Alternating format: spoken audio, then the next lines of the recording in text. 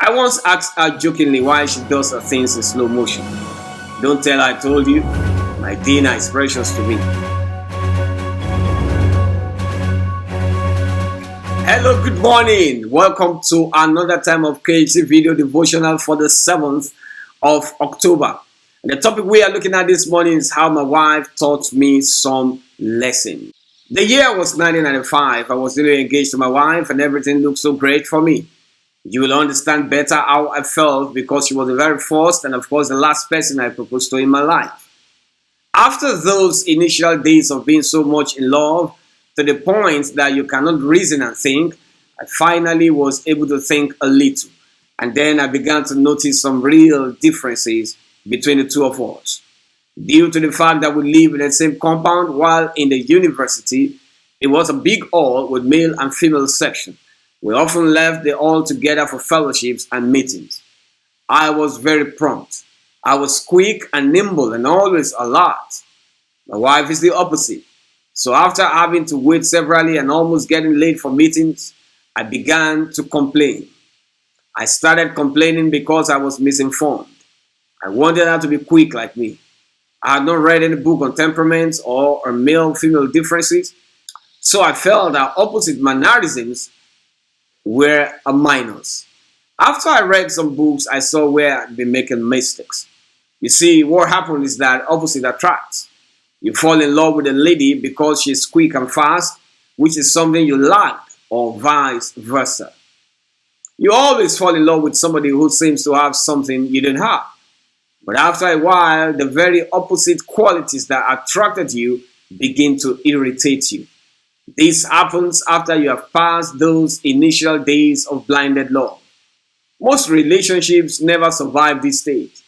For me, it was the books I read and the wisdom of God that really helped me. The scripture says, if any lack wisdom, let him ask. One of the greatest lessons my wife has taught me is that you cannot change anybody. Even when you pray and ask God to change your spouse, God will always answer you by showing you areas you need to change first. You see, my wife does her things gently and deliberately.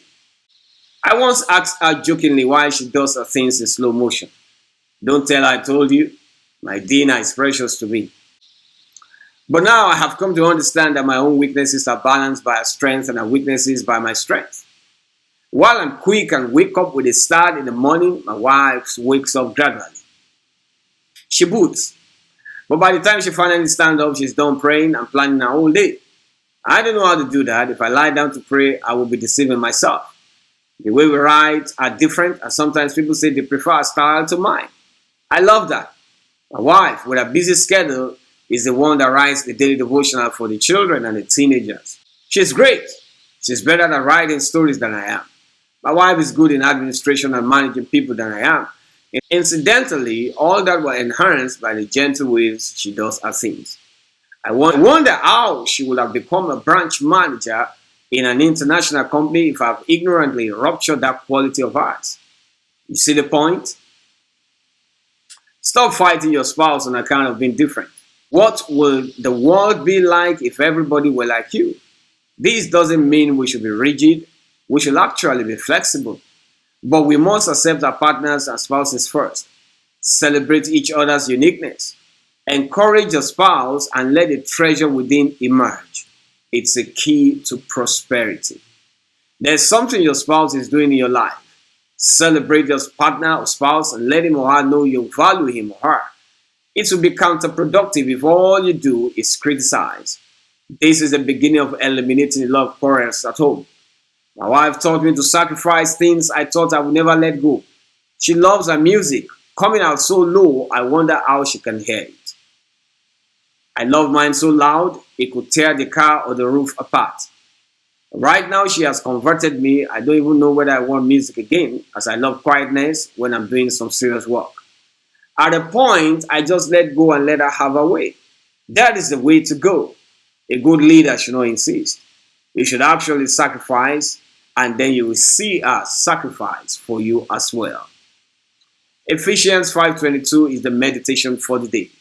Wives, submit yourself unto your own husband as unto the Lord. Prayer for the day, oh Lord, energize me afresh for my relationship. Prayer for the day number 2, cause your wisdom to rest mightily upon me, O Lord. And number 3 prayer, I bind every negative power trying to set me up against my partner. Take some time and pray those prayers. Confession for the day, I am a love being. I have what it takes to fulfill God's commandment of loving my partner. I learned sacrifice just as Christ did for us. I have wisdom needed to move my status from single to married. I am surrounded with the right people. I seek proper counsel. I read the right books. I ask the right questions. I make the right moves. I will not make a mistake.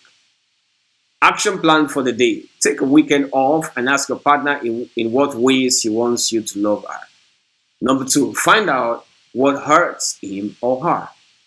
Chronological Bible reading for the day, Mark 5, 1 to 20, Matthew 8, 28 to 34, Luke 8, 26 to 39, Mark 5, 21 to 43, Matthew 9, 18 to 26, and Luke 18, 40 to 56. This particular devotional is taken from a singles devotional book. You can get a paperback edition or Kindle edition on Amazon, and you can also get a digital edition on Okada Books. To get the books, navigate to the URL you see on the screen at kissesandhawks.com/books. Also, we'd like you to partner with us on Kisses and Hawks Club. It will enable us to reach more people.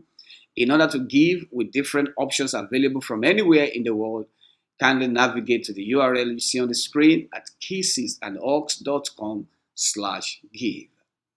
Also, if you live in the city of Ibadan, we'd like to welcome you to worship with us if you don't have a place of worship yet. Sundays 8 o'clock, and the church is Shouts of Grace Center at Joker Plaza beside Trans Amusement Park, Bodija, UI Road. You can't miss it. Also, I will want to intimate you of our devotional website, which is at kissesandhawks.com. God bless you. Thanks for joining today. See you tomorrow. Bless you.